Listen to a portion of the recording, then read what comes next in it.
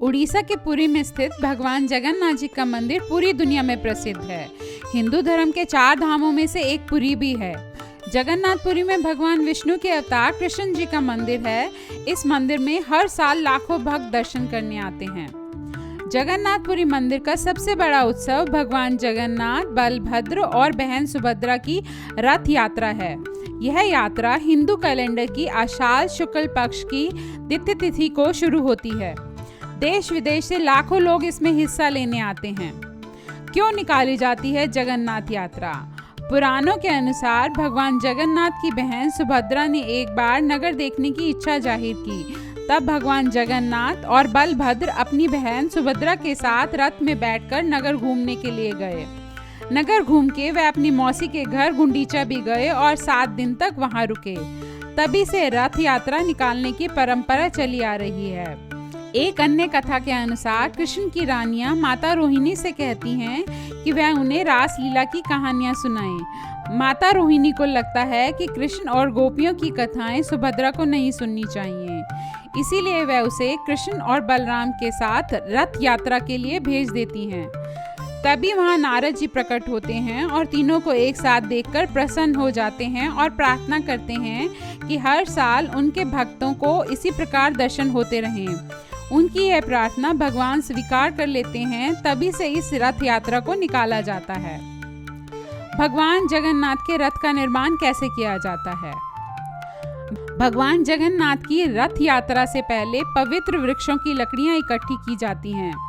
भगवान जगन्नाथ, बलभद्र और सुभद्रा के रथ नीम और हांसी के पेड़ों की लकड़ियों से बनाए जाते हैं। इन पेड़ों का चयन भी एक खास समिति करती है, जिसका गठन जगन्नाथ मंदिर करता है। इनका काम नीम के स्वस्थ और शुभ पेड़ की पहचान करना होता है। इन रथों को बनाने की शुरुआत अक्षय तृतीया से होती है। खास बात यह है कि रथ बनाने में कील या कांटे या किसी भी और धातु का इस्तेमाल नहीं होता।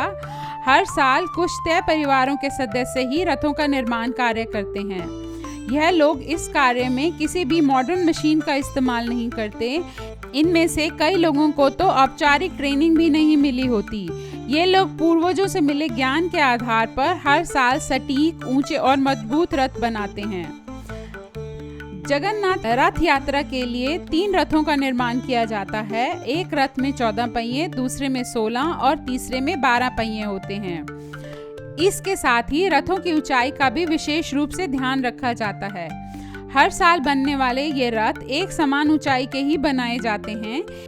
इसमें भगवान जगन्नाथ जी के रथ की ऊंचाई 45.6 फीट होती है। बलराम जी का रथ 45 फीट ऊंचा होता है और देवी सुभद्रा का रथ 44.6 फीट ऊंचा बनाया जाता है। बलराम जी के रथ का नाम ताल ध्वज है, जो लाल और हरे रंग का होता है। वहीं सुभद्रा जी के रथ को दर्प दलन एवं पद्म रथ के नाम से जाना जाता है। इनका रथ काला या नीले रंग का होता है, साथ में ही लाल रंग भी होता है। वहीं भगवान जगन्नाथ के रथ को नंदी घोष एवं गरुड़ ध्वज कहा जाता है। इनके रथ का रंग लाल और पीला होता है। रथ यात्रा का महोत्सव। जगन्नाथ मंदिर में भगवान जगन्नाथ, बलभद्र और बहन सुभद्रा की मूर्तियां हैं। साल में केवल एक बार ऐसा होता है जब मूर्तियों को मंदिर से बाहर निकाला जाता है और रथ यात्रा कराई जाती है। भगवान जगन्नाथ की रथ यात्रा मुख्य मंदिर से शुरू होकर 3 किलोमीटर दूर उनकी मौसी के घर गुंडीचा मंदिर पर समाप्त होती है। यहाँ भगवान जगन्नाथ 7 दिन तक आराम करते हैं और फिर वापस घर लौट आते हैं। यह बहुड़ा यात्रा कहलाती है। यात्रा में सबसे आगे बलभद्र जी का रथ चलता है, बीच में बहन सुभद्रा का और सबसे पीछे भगवान जगन्नाथ जी का रथ होता है। जगन्नाथपुरी के मंदिर में केवल हिंदुओं को ही प्रवेश की अनुमति है, इसलिए अन्य धर्मों के लोग जो जगन्नाथ जी के दर्शन करना चाहते हैं, यह रथ यात्रा दर्शन का एक अच्छा अवसर होता है। रथ यात्रा की समाप्ति के बाद इन मूर्तियों को वापस गर्भगृह में स्थापित कर दिया जाता है। यात्रा पूरी होने के बाद रथ के हिस्सों को अलग कर दिया जाता है। रथ के एक बड़े हिस्से की नीलामी कर दी जाती है। श्री जगन्नाथ मंदिर की वेबसाइट पर इनके हिस्सों का ब्यौरा दिया होता है। रथ के हिस्सों को खरीदने के लिए पहले से आवेदन करना होता है। नीलामी के बाद रथ की बची हुई लकड़ियों को मंदिर की रसोई में भेज दिया जाता है। वहाँ इनका इस्तेमाल देवताओं के लिए प्रसाद पकाने के लिए ईंधन की तरह होता है। यह प्रसाद हर दिन भक्तों को दिया जाता है। जिस रसोई में यह प्रसाद बनता है वह भी अपने आप में काफी दिलचस्प है। पुरी में स्थित जगन्नाथ मंदिर की रसोई में भगवान को भोग के लिए रोजाना 56 तरह के भोग तैयार किए जाते हैं। यह सारा खाना आज भी मिट्टी के बर्तनों में तैयार होता है। जय जगन्नाथ।